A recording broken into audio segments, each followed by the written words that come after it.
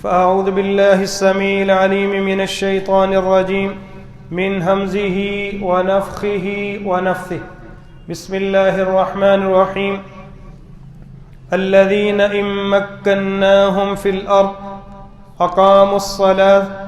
وآتوا الزكاة وأمروا بالمعروف ونهوا عن المنكر ولله عاقبة الأمور۔ قابل سب تکریم سامعین محترم، سورہ حج کی 41 نمبر آیت کریمہ میں نے تلاوت کی ہے، جن میں رب رحمان فرماتے ہیں الذین ان مکناہم فی الارض، وہ لوگ جنہیں زمین میں ہم اقتدار عطا کریں، ان کی ذمہ داری ہے اقاموا الصلاۃ، نماز قائم کریں، وآتوا الزکاۃ، نماز کا نظام قائم کرنے کے ساتھ زکوٰۃ کا نظام بھی قائم کریں، وامروا بالمعروف، اور لوگوں کو دین کی طرف دعوت دینے کا بھی باقاعدہ منظم پروگرام اور سسٹم ہونا چاہیے، وَنَهَوْا عَنِ الْمُنْكَرِ، لوگوں کو برائی سے روکنے کے بارے میں بھی حاکم وقت کی ذمہ داری ہے کہ وہ منظم طریقے سے قوانین وضع کرے۔ آج کی جو گفتگو ہے اسے کوئی بھائی بھی کسی بھی سیاسی پارٹی کے تناظر میں نہ دیکھے۔ جو نون لیگ کو سپورٹ کرتے ہیں وہ یہ خیال کریں کہ ہمارے حق میں یا ہمارے خلاف بات ہو رہی ہے، جو پی ٹی آئی کے ووٹر سپورٹر ہیں وہ یہ خیال کریں کہ یہ ہمارے خلاف یا ہمارے حق میں باتیں ہو رہی ہیں۔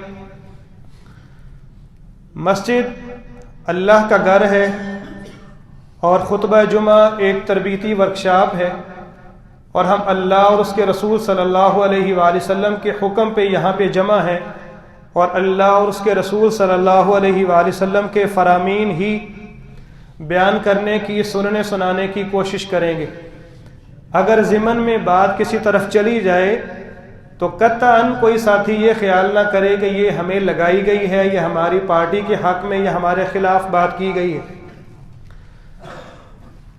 حقیقی بات یہ ہے کہ معاشرے کی بدعات اور شرک کو بیان کرتے ہوئے میرے جیسا بندہ شاید بعض دفعہ نہیں جھجکتا،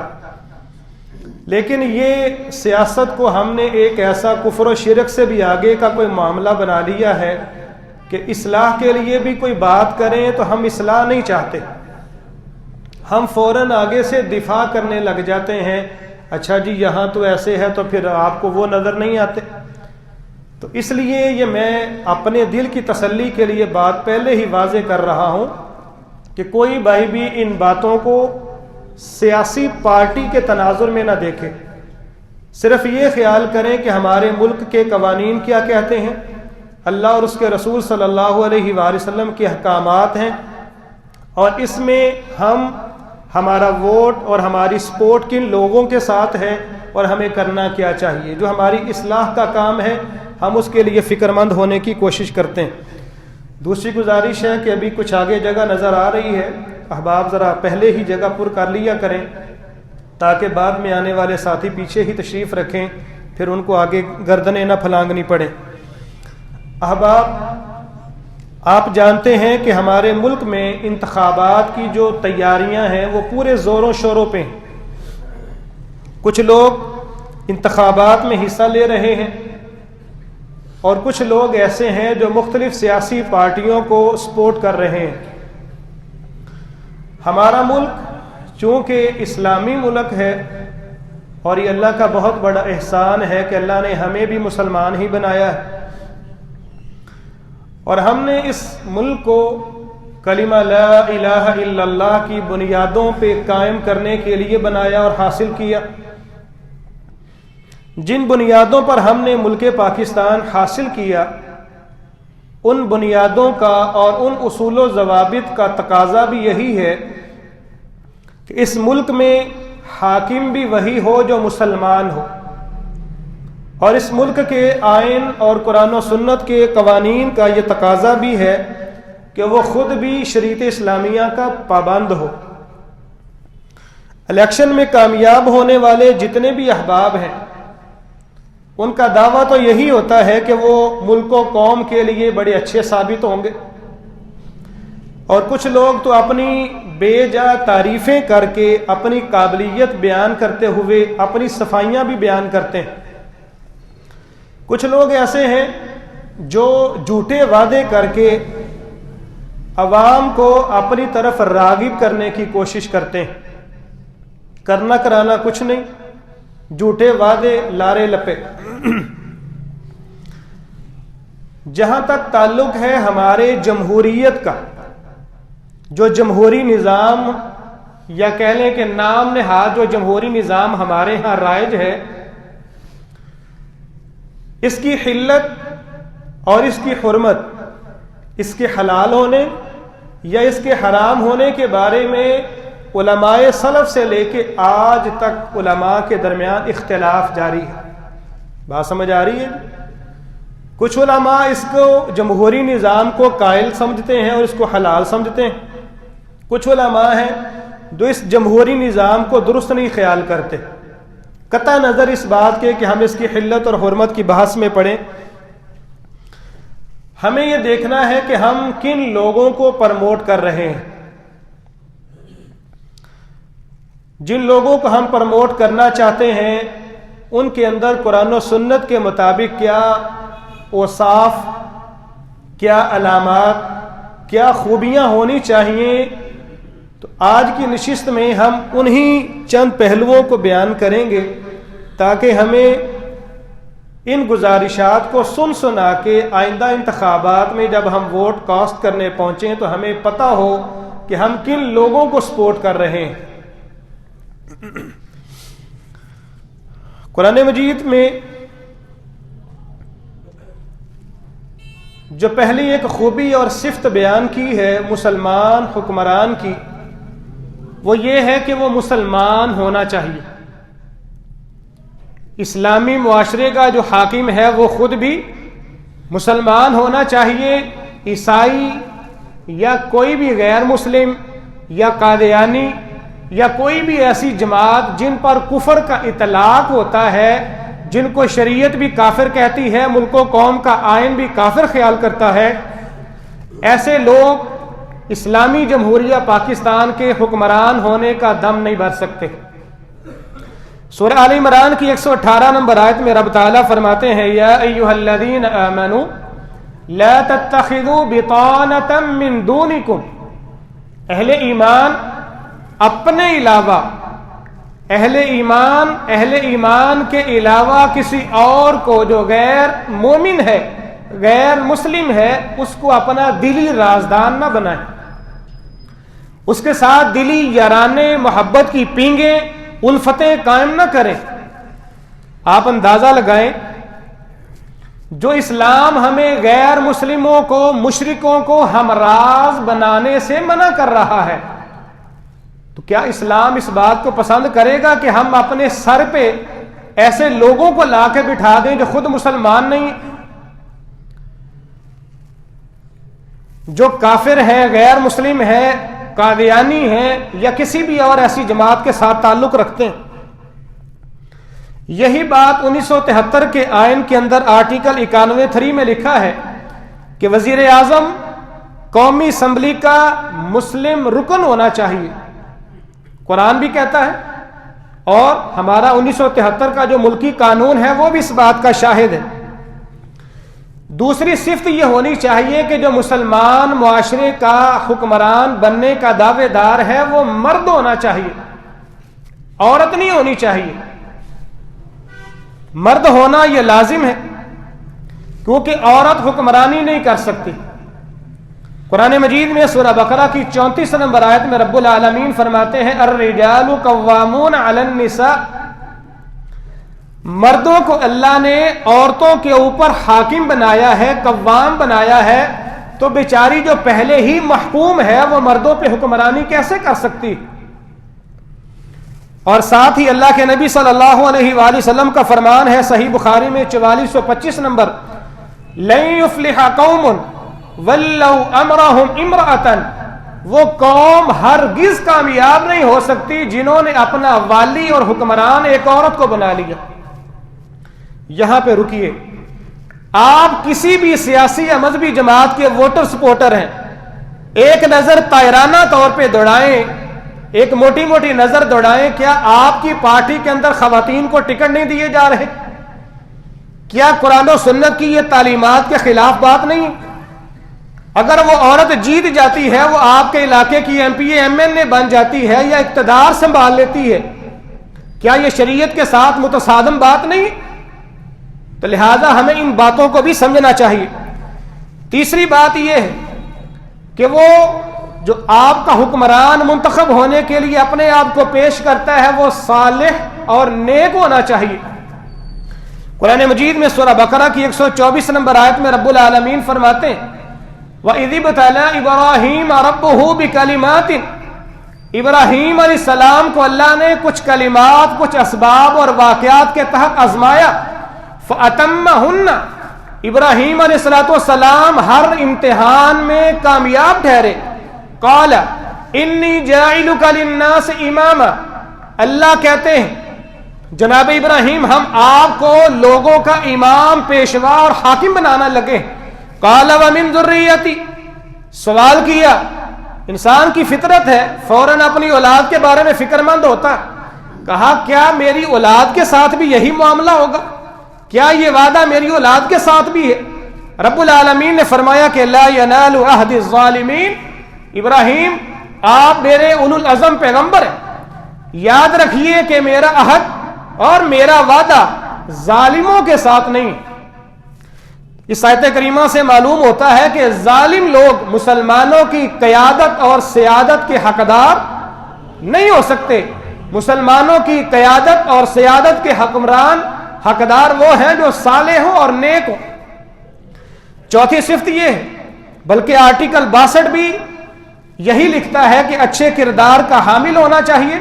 اور عام طور پر احکام اسلام سے انحراف اور دوری اختیار کرنے والا حاکم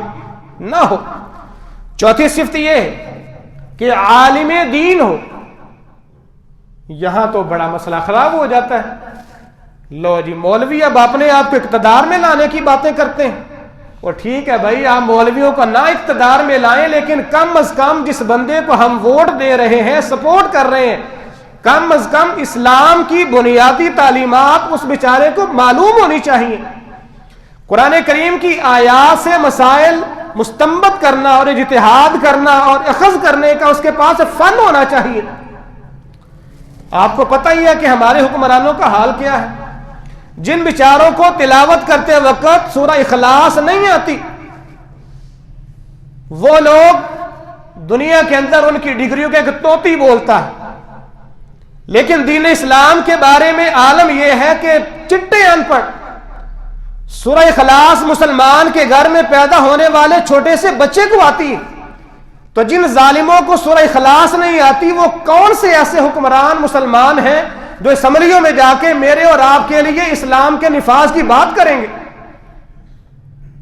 کتوں سے، شرابوں سے پیار کرنے والے اور بے پردگی کو رواج دینے والے حکمران کیسے ہمارے حق کی بات کر سکتے ہیں؟ قرآن مجید میں رب تعالیٰ فرماتے ہیں وَإِذَا جَاءَهُمْ أَمْرٌ مِّنَ الْأَمْنِ أَوِ الْخَوْفِ أَذَاعُوا بِهِ وَلَوْ رَدُّوهُ إِلَى الرَّسُولِ وَإِلَى أُولِي الْأَمْرِ مِنْهُمْ۔ یہاں پر بھی اسی بات کی غمازی اور نشاندہی کی گئی ہے کہ جو حکمران بننے والا ہے وہ کم از کم اسلامی تعلیمات کی بنیادی چیزوں سے واقف ہونا چاہیے۔ اور رب تعالیٰ فرماتے ہیں قُلْ هَلْ يَسْتَوِي الَّذِينَ يَعْلَمُونَ وَالَّذِينَ لَا يَعْلَمُونَ۔ پیارے نبی آپ سوال کریں، کیا ایک عالم آدمی اور ایک غیر عالم، کیا دونوں دین میں، دنیا میں اور آخرت میں اللہ کے ہاں برابر ہو سکتے ہیں؟ لا یعلمون، برابر نہیں۔ اور پانچویں خوبی یہ ہونی چاہیے کہ جو حکمران بن رہا ہے وہ قانون الہی کی بالادستی کرنے والا ہو۔ کس حکمران کے اندر آپ کو یہ کوالٹی نظر آتی ہے کہ وہ اللہ کے قانون کی بالادستی کی جنگ لڑ رہا ہے، اور جو بیچارے نعرے لگاتے ہیں ان کے پورے حلقے میں سے ووٹ نکلتے ہیں 15,000 20,000 ووٹ نکلتے ہیں، اور جو پرلے درجے کا دین بیزار آدمی ہے، عیاش آدمی ہے، سارا معاشرہ سمجھتا ہے کہ یہ قبضہ گروپ ہے اور یہ کرپشن کرنے والا آدمی ہے، جواریہ ہے، ہم اس کو سپورٹ کرتے ہیں، اور اس کے حلقے سے اور اس کے جو باکس میں سے ووٹ نکلتے ہیں وہ لاکھوں کی تعداد کو پہنچتے ہیں۔ پتہ یہ چلتا ہے کہ ہم خود چاہتے ہیں کہ ہمارے حکمران پرلے درجے کے عیاش اور کرپٹ ہونے چاہیے، اور بعد میں ہم مسجدوں میں آ کے رونا روتے ہیں کہ اللہ نیک حکمران عطا فرما۔ اور بھائی جب سنبھالنے کا ٹائم تھا، جب ووٹ دینے کی باری آئی تھی، تب آپ نے منتخب تو ایسے لوگوں کو کیا تھا جن کی پارٹی کی محبت میں آپ مرے جاتے ہیں، اور دیندار لوگوں کو آپ دیکھنا پسند نہیں کرتے۔ کتنی مذہبی جماعتیں ہیں، سال ہا سال سے نصف صدی ہونے کو ہے، وہ بیچاری اسٹرگل کر رہی ہے، کبھی ان کو اقتدار دیا گیا؟ ہر سال ہم انہی لوگوں سے ڈستے ہیں، ڈنگ کھاتے ہیں، اور اگلے 5 سال کے بعد ہم پھر وہ پیاز اور جوتے کھانے والی قوم بن کے پھر انہی کے لیے محبت کے دم بھرتے نظر آتے ہیں۔ انہی سیاسی پارٹیوں کے پیچھے ہم فیس بک پہ گھنٹہ گھنٹہ برباد کرتے ہیں۔ اتنی ہم نے کبھی اسلام کی تبلیغ نہیں کسی کافر کو بیٹھ کے کی، کسی بے نمازی کو بٹھا کے نماز کے بارے میں قائل نہیں کیا، اپنے ماں باپ کو کبھی نماز کی دعوت نہیں دی، اپنے آپ کے بارے میں کبھی فکر مند نہیں ہوئے۔ لیکن ان سیاسی پارٹیوں کی محبت میں ہم اتنے اندھے ہو چکے ہیں، اتنے ہم غافل اور بے پرواہ ہو چکے ہیں کہ ہم شریعت کی مخالفت سننا گوارا کر لیتے ہیں۔ فرانس، یورپ، جہاں پر بھی اللہ اور اس کے رسول کی مخالفت کی دھجیاں اڑائی جائیں، ہمارے کانوں پہ جوں نہیں رینگتی، لیکن ہمارے سیاسی حکمران کے بارے میں کوئی بات کرے تو جائے کہاں؟ وہ مسجد کا تقدس ہو، مسجد نبوی کا تقدس پامال کرنے سے گریز نہیں کرتے، سوشل میڈیا پہ بیٹھ کے گھنٹوں برباد کر دیتے ہیں۔ کسی کو دعوت دے دیں کہ بھائی جان دین کا پیغام ہے، مسجد میں آ جائیں، ٹائم نہیں ہے۔ سیاسی ریلیوں کے لیے ہمارے پاس گھنٹوں نکل آتے ہیں۔ پتہ یہ چلتا ہے کہ ہم خود درست نہیں ہیں، جب ہم خود درست ہو جائیں گے ہمارے حکمران بھی درست ہو جائیں۔ قانون الہی کی بالادستی کرنے والے حکمرانوں کو ہمیں منتخب کرنا چاہیے۔ اللہ کے نبی صلی اللہ علیہ وآلہ وسلم نے فرمایا، لا يسترع اللہ تبارک و تعالی عبدا رعیتا قلت او کثرت، جس آدمی کو اللہ نے رعایا کا ذمہ دار بنایا، چاہے اس کے ماتحت تھوڑے لوگ ہیں یا زیادہ لوگ ہیں، اگر الا سألہ اللہ تبارک و تعالی عنہا یوم القیامہ، قیامت کے دن اللہ تعالیٰ اس راعی سے سوال کریں گے جو ذمہ دار بنا تھا، اقام فیہم امر اللہ، تیرے نیچے 100 لوگ تھے یا کروڑ آدمی تھا، کیا اللہ کے احکامات ان کے اوپر لاگو کیے ہیں یا نہیں کیے؟ ہم حکمرانوں کی بات چھوڑ دیں، اس سے پہلے مرحلہ یہ بھی ہے کہ ہر شخص سے اس کے اہل کے بارے میں بھی سوال کیا جائے گا۔ حکمران تو دنیا میں قانون نافذ کر سکے یا نہ کر سکے، تم بتاؤ کہ تم اپنے بیوی بچوں پہ اسلام کتنا لاگو کر سکے ہو؟ تمہیں اللہ نے ایک گھر کا ذمہ دار مرد بنایا ہے، قوام بنایا ہے، تمہاری بیوی تمہاری بات مانتی ہے، بچے تم سے ڈرتے ہیں، کیا تم ان کو صرف رنگ برنگی چیزیں لا کے کھلانے پلانے کے ذمہ دار تھے یا ان کے نماز کے بھی پابند نکلے ہو؟ فجر کی نماز ہے، بچہ سامنے سویا ہوا ہے، بیوی 8 بجے تک سوئی رہتی ہے، حضرت صاحب بعض دفعہ شاید خود بھی سوئے رہتے ہو، نماز نہ خود پڑھتے ہیں نہ بیوی بچوں کو دعوت دیتے۔ ان بیوی بچوں کے بارے میں بھی ہم میں سے ہر شخص سے سوال کیا جائے گا۔ چھٹی صفت یہ ہے کہ جو اپنے آپ کو حکمران بنانے کے لیے پیش کر رہا ہے وہ صادق و امین ہونا چاہیے۔ یہ جو ہمارے ہاں بدنام زمانہ اصطلاح کر دی گئی ہے کسی خاص شخص کے لیے، یاد رکھیے کہ یہ صادق و امین کی اصطلاح اللہ کے نبی صلی اللہ علیہ وآلہ وسلم کے لیے، اور آج کے حکمرانوں کے بارے میں ایسے الفاظ بولے جاتے ہیں اور وہ اپنے اوپر کریڈٹ لینے سے بھی باز نہیں آتے، بڑے دھڑلے سے کہتے ہیں جی مجھے عدالتوں نے صادق و امین کہا۔ بات پھر وہی آ گئی ہے کہ یہ کوئی ایک سیاسی بندے کا بیان نہیں ہے، ہر شخص یہ کہتا ہے جی مجھے عدالتوں سے کلین چٹ مل گئی، وہ نواز شریف ہو، وہ زرداری ہو، وہ عمران خان ہو یا کسی اور پارٹی کا جیالہ ہے، ہر بندہ یہ، بلکہ وہ تو کیا کہتے ہیں ہم خود ان کی صفائیاں دیتے نہیں تھکتے۔ دوسرا بندہ ان کو دائرہ اسلام سے خارج کرنے میں لگا ہوا ہے، اور ہم ان کو بارہ بس نہیں چلتا، ہم تو یہ بھی کہتے کہ ہماری مسجد میں آ کے جمعہ اور نمازیں بھی وہی پڑھا کے جاتے ہیں۔ ہر بندہ اپنے حکمران کی محبت میں اتنا دیوانہ ہو چکا ہے، ان کے خلاف بات سننا پسند ہی نہیں کرتا۔ کسی بندے کے اندر اخلاقی جرت نہیں ہوتی وہ کہہ سکے کہ واقعتاً یہ دین بیزار لوگ ہیں، یہ شرابی آدمی ہے، پرلے درجے کے بدماش ہیں، زانی لوگ ہیں، کوئی نہیں کہتا، اور باقاعدہ ان کی اچھائیاں بیان کرتے ہیں، نہیں بھی ہیں پھر بھی لب لب کے۔ قرآن مجید میں رب العالمین نے، بلکہ اللہ کے نبی صلی اللہ علیہ وآلہ وسلم نے فرمایا کہ ما من وال یلی رعیتا من المسلمین فیموت وہو غاش لہم، جس آدمی کو اللہ تعالیٰ نے اپنی رعایا کا حکمران بنا دیا، ذمہ دار بنا دیا، اور وہ اپنی قوم کے ساتھ سچا اور امانت دار واقع نہیں ہوا،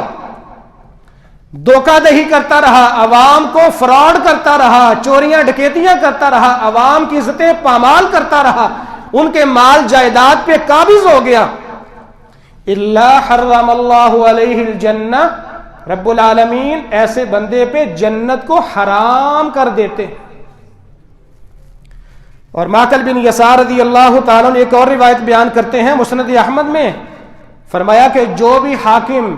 کسی رعیت کا حاکم بن گیا، ذمہ دار بن گیا، اور وہ اپنی رعایا کو دھوکہ دیتا رہا، چور تھا، کرپٹ آدمی تھا، لیکن کہتا رہا کہ میں بڑا عادل ہوں، میرے دور میں یہ ہو گیا وہ ہو گیا، فرمایا کہ اپنی قوم کو جھوٹے نعروں پہ لگا دیتا ہے، فغشھا فہو فی النار، یہ بھی جہنم میں جائے گا، جنت میں اس کے لیے جگہ ہے ہی نہیں۔ ساتویں صفت یہ ہے کہ وہ دین کا محافظ ہونا چاہیے، اور آٹھویں صفت کہ وہ اپنی رعایا کا مکمل خیال کرنے والا ہونا چاہیے، اپنی رعایا کے دکھ درد میں شریک ہونا چاہیے، اور ان کے حالات سے آگاہی ہونی چاہیے۔ اللہ کے پیغمبر جناب سلیمان علیہ الصلوۃ والسلام، جن کو اللہ نے انسانوں پہ حکمرانی دی، جنات پہ حکومت دی، پرندوں کی بولیاں سمجھ لیتے ہیں، اپنی رعایا میں ایک پرندہ غائب ہوا ہے، صرف ایک پرندہ غائب ہوا ہے، وَتَفَقَّدَ الطَّيْرَ فَقَالَ مَا لِيَ لَا أَرَى الْهُدْهُدْ، جناب سلیمان کہتے ہیں کہ ہد ہد نظر نہیں آ رہا، سمجھ نہیں آ رہی کدھر گیا، غائب ہو گیا۔ ایک پیغمبر ہے، حاکم وقت ہے، اس کو ایک پرندے کی خبر ہے کہ غائب ہے میری رعایا میں سے۔ یہاں پہ دن دہاڑے عورتوں کی عزتیں پامال کر دی جاتی ہیں، روڈوں کے اوپر فیملی سمیت بچوں کو موت کے گھاٹ اتار دیا جاتا ہے، اور پوری کی پوری فیملیوں کو جو ہے وہ لاپتہ کر دیا جاتا ہے۔ کون ذمہ دار ہے؟ اس آیت کریمہ سے پتہ یہ چلتا ہے کہ حکمران وہ ہونا چاہیے جو اپنی عوام کے حالات سے باخبر ہو، اور ایسے حکمرانوں کے بارے میں کیا کہا جائے گا کہ جن کی نااہلی اور نالائکیوں کی وجہ سے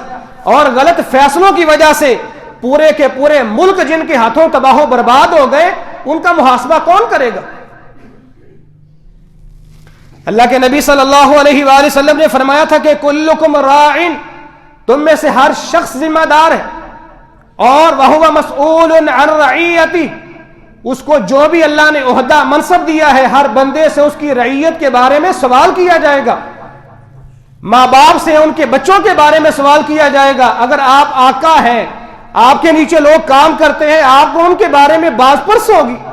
اگر آپ حاکم وقت ہیں، کسی علاقے کے وڈیرے ہیں، آپ اپنی رعایا کے ساتھ دھوکہ دہی کرتے ہیں، ان کے ساتھ خیانت کرتے ہیں، کل قیامت کے دن آپ سے باز پرس کی جائے گی۔ رسول اللہ صلی اللہ علیہ وآلہ وسلم نے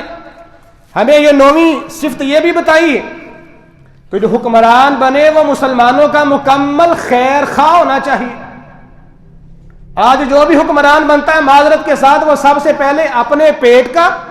اور اپنے بینک اکاؤنٹ کا خیر خواہ بنتا ہے۔ وہ کہتا ہے کہ وہ جیسے رو میں سے وہ گنے کو گزارتے ہیں، وہ مشین میں سے وہ کہتے ہیں کہ ایک چکر اور کڈو، شاید کوٹکو اور نکل ہی ہے۔ عوام بیچاری جو ہے وہ مہنگائی کے ہاتھوں پس چکی، جو بھی آتا ہے ظالم بن کے آتا ہے، مزید ان پہ ایسے قوانین لاگو کرتا ہے کہ جو کو تھوڑا بہت خون ان کی رگوں میں بچا ہے وہ بھی کھینچ کے نکال لے۔ کوئی حکمران مسلمانوں کا خیر خواہ واقع نہیں ہو رہا۔ کم از کم پاکستان کے اندر ہماری 75-80 سالہ تاریخ میں ظالم سے ظالم ہی لوگ آئے، مختلف چہرے لے کے آئے ہیں، لیکن جو طریقہ واردات ہے سبھی کا ایک جیسا ہے۔ غریب کی آواز بن کے آتے ہیں، اسی غریب کو ذبح کرنے والے بن جاتے ہیں۔ اللہ کے نبی صلی اللہ علیہ وآلہ وسلم نے فرمایا کہ ایسا شخص جو مسلمانوں کا حکمران بنتا ہے پھر ان کے ساتھ خیر خائی نہیں کرتا، فرمایا کہ وہ جنت میں جانا تو دور کی بات ہے، جنت کی خوشبو بھی نہیں پا سکے گا، حالانکہ جنت کی خوشبو 100 سال دور سے آ رہی ہوگی۔ ان تعلیمات کو کمی ہم نے ذہن میں رکھا ہے کہ لوگوں کو ہم ووٹ سپورٹ دے رہے ہیں، کیا ان خوبیوں کو اور ان تعلیمات کو مد نظر رکھ کے ہم کسی کو ووٹ الیکٹ کرتے ہیں یا سلیکٹ کرتے ہیں؟ 10ویں صفت یہ ہے کہ وہ غریبوں اور ضرورت مندوں کے کام آنے والا ہونا چاہیے۔ اللہ کے نبی صلی اللہ علیہ وآلہ وسلم نے فرمایا، سنن ترمذی کی روایت ہے، جو حاکم ضرورت مندوں کے لیے اپنے دروازے بند کر لیتا ہے، آپ بتائیں حکمرانوں کو دور کی بات ہے، ہمارے علاقے کے ایم پی ایم این اے صاحب سال میں کتنی دفعہ نظر آتے ہیں؟ 5 سال کے بعد جب ووٹ لینے ہوتے ہیں تو بھکاریوں کی طرح پھر ہر جگہ پہ پہنچ جاتے ہیں۔ کبھی ان سے پوچھا ہم نے کسی نے، بھائی جان کدھر رہے آپ پچھلے 5 سال؟ آپ کو ہم نے اپنے علاقے کا نمائندہ منتخب کیا تھا کہ آپ ہماری ضروریات کا خیال رکھے تھے، آپ نے ہمارے یہ گٹر ابل رہے ہیں، ہماری سڑکوں کا برا حال ہے، ہمارے بیوی بچے جو ہیں وہ دوائی سے محروم ہیں، ہسپتالوں میں جا کے ہمیں ذلیل ہونا پڑتا ہے، آپ نے 5 سال کیا کیا؟ ہم میں سے کسی بندے کے اندر شاید ایسی اخلاقی جرت نہیں ہوتی، ہم ان کو لا کے بڑے بڑے پکوان پیش کرتے ہیں اور تصویریں بناتے ہیں، سوشل میڈیا پہ اپلوڈ کرتے ہیں، لو جی فلاں ایم پی اے کے ساتھ بڑے خوشگوار ماحول میں میٹنگ ہوئی۔ او بھائی جان ہم خود نہیں بدل رہے اپنے آپ کو، اسی وجہ سے ہمیں پیاز بھی کھانے پڑ رہے ہیں اور جوتے بھی پڑ رہے ہیں۔ ان کی مہمان نوازی کریں، میں یہ نہیں کہتا، لیکن کم از کم پیار سے پوچھے تو صحیح نا کہ حضرت ہمارے حقوق کے بارے میں آپ نے کیا کیا ابھی تک؟ رب العالمین سے دعا ہے کہ خالق و مالک ہمیں قرآن و سنت کی تعلیمات کو سمجھ سمجھا کر اپنے نیک حکمران منتخب کرنے کی توفیق عطا فرمائے۔ ان الحمد للہ نحمده ونستعینه ونستغفره ونؤمن به ونتوکل علیہ ونعوذ باللہ من شرور انفسنا ومن سیئات اعمالنا من يهده الله فلا مضل له ومن يضلل فلا هادي له ونشهد ان لا اله الا الله وحده لا شريك له ونشهد ان محمدا عبده ورسوله اللهم صل على محمد وعلى آل محمد كما صليت على إبراهيم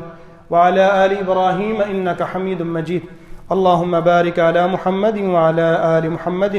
كما باركت على إبراهيم وعلى آل إبراهيم إنك حميد مجيد۔ ویسے تو تقریباً 18-20 خوبیاں جو ہے وہ قرآن و سنت سے مجھے طالب علم کے سامنے اللہ تعالیٰ نے رکھوائی، لیکن ٹائم نہیں ہے۔ آخری ایک خوبی یہ بھی سن لیجئے کہ جو حکمران بننے کے لیے اپنے آپ کو پیش کرتا ہے وہ ظالم نہ ہو۔ خود تو آ کے کوئی بھی ہماری پیٹھ پہ کوڑے نہیں برساتا، لیکن اپنے کارندوں کے ذریعے سے ہمارا جینا ضرور محال کر دیتا ہے۔ آپ اپنے ٹیکس پے کرتے ہیں، ہسپتالوں میں چلے جائیں، یقین مانیں جتنی خجل خواری ہمیں اپنے ٹیکس دے کے اور اس سرکاری عملے کا احسان مند ہو کے مسکینوں جیسا منہ بنا کے کام لینا پڑتا ہے۔ لوگ بیچارے مجبور ہیں کہ کسی پرائیویٹ ادارے میں جا کے اپنا علاج کروا لیں، سرکاری ادارے جو بنے ہیں چلیں کچھ نہ کچھ کر رہے ہیں، لیکن وہاں پر جو لوگ بیٹھے ہوئے ہیں وہ ایک لفظ بولا جاتا ہے تو جنگل کے جانوروں کے بارے میں، لیکن میں کسی انسان کے بارے میں ایسے الفاظ بولنا نہیں چاہتا، اور تشبیہ کسی حد تک درست دی گئی۔ چھوٹے سے چھوٹے ذمہ داری کا جو مالک آدمی ہے وہ آپ سے ایسے رویے سے پیش آئے گا کہ ایک مریض آدمی یا جو مریض کو ساتھ لے کے آیا وہ بیچارہ پہلے ہی زخموں سے چور ہے، حالات سے پریشان ہے، اس کو پتا ہے کہ ہزاروں لگ جانے ہیں، جیب اتنی اجازت نہیں دیتی، اوپر سے ایسے ٹکے ٹکے کے لوگوں کے جو ہے وہ رویے مار دیتے ہیں۔ اور جو بندہ سرکاری اداروں میں جاتا ہے وہ جناب تھوڑی مہربانی کم کر دو، عدالتوں میں چلے جائیں، پٹواریوں کے پاس چلے جائیں، کچہریوں میں چلے جائیں، کسی ایک سرکاری ادارے کا آپ نام لے لیں، وہ کسی نے پوسٹ میں لکھا ہوا تھا کہ ہمارے اداروں کا حال یہ ہے کہ یہ لوگ اداروں میں فارغ بیٹھنے کی تنخواہ لیتے ہیں اور کام کرنے کی رشوت لیتے ہیں. تو بات ایسے ہی ہے، کام کروانا ہے تو پیسے دیں. اللہ کے نبی صلی اللہ علیہ وآلہ وسلم نے فرمایا کہ ان اللہ مع القاضی ما لم یجر فاذا جار تخلى عنه ولزمه الشیطان. اللہ قاضی کے ساتھ اس وقت تک رہتا ہے، یعنی اللہ کی نصرت اور رحمت شامل حال رہتی ہے جب تک وہ ظلم نہیں کرتا، اور جب وہ ظلم کرتا ہے تو اللہ تعالیٰ اس کو اس کے حال پہ چھوڑ دیتے ہیں، پھر اس کے ساتھ شیطان لگ جاتا ہے. ہمارے بھی بڑے بڑے قاضی آئے ہیں، ہر حکمران اپنے پسندیدہ قاضی کو لے کے آتا ہے، پہلے سے منتخب قاضی پہ ہمیں اعتبار نہیں ہوتا. کیوں بھائی؟ یہاں سے ہی سمجھ لینا کہ ہر پارٹی اپنا بندہ کیوں لا کے بٹھاتی. اپنی پسند کے فیصلے لیے جائیں، سیاہ کریں سفید کریں، ہمیں کلین چٹ چاہیے، دوسروں کو کھڈے لین لگا دیں. سیدہ عائشہ رضی اللہ تعالیٰ عنہ فرماتی ہیں اللہ کے نبی صلی اللہ علیہ وسلم نے دعا کی، یا اس کو بد دعا کا نام دے لیں. آپ نے فرمایا کہ اللہم من ولی من امر امتی شیئا فشق علیہم. اے اللہ، جسے تو نے میری امت کا ذمہ دار بنایا، حکمران بنایا، اور پھر حکمران بننے کے بعد اس نے میری امت پہ سختیاں کی، اے اللہ تو اس پر دنیا اور آخرت میں سختی کا معاملہ فرما. اور ومن ولی من امر امتی شیئا فرفق بہم فارفق بہ. اے اللہ، جو نرم حکمران واقع ہوتا ہے، نرم پالیسیاں رکھتا ہے، اللہ تو اس کے ساتھ نرمی کا معاملہ فرما، اس کی کام کرنے میں نرمیاں پیدا فرما، اس کی ہمت اور اس کی نصرت اور مدد شامل حال فرما. اقتدار سنبھالنے کے بعد 4 قائم حکمران کے ذمے ہوتے ہیں کہ وہ نماز کا نظام باقاعدہ قائم کریں، جو خطبہ جمعہ کے شروع میں ہم کہہ چکے ہیں. زکوٰۃ ادا کریں، نیکی کا حکم دیں، برائی سے منع کریں. آخری گزارشات آپ سب احباب سے ہے. سب سے پہلی بات، ایک دوسرے پر الزام تراشی سے بچے. آپ سب مسلمان ہیں، معاشرے کے لوگ ہیں، جو جس پارٹی کو سپورٹ کرتا ہے وہ اپنا اس کا مائنڈ سیٹ ہے. وہ کوئی کافر نہیں ہو گیا کہ آپ اس کو کھینچ کے لا رہے ہیں، ابھی چولے ادھر آ تو میں جنت نال لے کے ہی جانا ہے. کھینچ کے اس پہ اپنی مرضی مسلط نہ کریں. جو اس کو درست لگتا ہے وہ کر رہا ہے، آپ اس کو ہٹا نہیں سکتے. دوسری بات یہ ہے، عوام کے اندر قومیت پرستی، لسانیت پرستی، کہ یہ سندھی ہیں، یہ بلوچی ہیں، یہ پنجابی، تعصب کی آگ نہ بھڑکائیں، اور خود نمائی اور اپنے پسندیدہ لیڈر کی تعریف میں بے جا مبالغہ رائیوں سے کام نہ لیں. یہ سارے ایک ہیں، دکانداری الگ الگ ہے، طریقہ واردہ سبھی کا ایک ہے. اور چوتھی بات یہ ہے کہ عوام سے جھوٹے وعدے کبھی نہ کیجیے، شاہراہیں بند کر کے عوام کو اذیت میں مبتلا نہ کریں، اور چھٹی گزارش کے جلسے اور جلوس میں ناچ گانا اور رقص و سرود کی محفلوں کا انعقاد نہ کریں. پھر تو فائدہ ہی کو نہیں. بندہ ادھر جانا ذرا طبیعت فریش کرنے واسطے، تو اتنے جا کے جب مولوی والا پروگرام ہونا تو پھر کی فائدہ؟ پھر تو بندہ گھر ہی ٹھیک ہے. ووٹوں کو پیسے سے خرید کر لوگوں کے ضمیروں کو سودا نہ کیجیے. اگر آپ مقتدر لوگوں کے قریب ہیں تو یہ پیغام ان تک پہنچائیں، ان کی اصلاح کی نیت سے. اپنی رقم پیسے کا بے جا استعمال نہ کریں، کیونکہ فضول خرچی اللہ کو پسند نہیں ہے، اور فضول خرچی کرنے والوں کو قرآن نے شیطان یا شیطان کا بھائی کہا ہے. اور اپنے مخالفین کو گالم گلوچ نہ کریں، اوئے توئے نہ کریں، اپنا جو مدعا ہے وہ بیان کریں. اور 10ویں گزارش یہ ہے کہ ہر ایسی میٹنگ اور مجلس سے بچیں جہاں پہ مرد و زن کا اختلاط ہو. جہاں پہ مرد و زن اکٹھے ہیں، ایسی مجالس میں اور محفلوں میں جانے سے بچیں.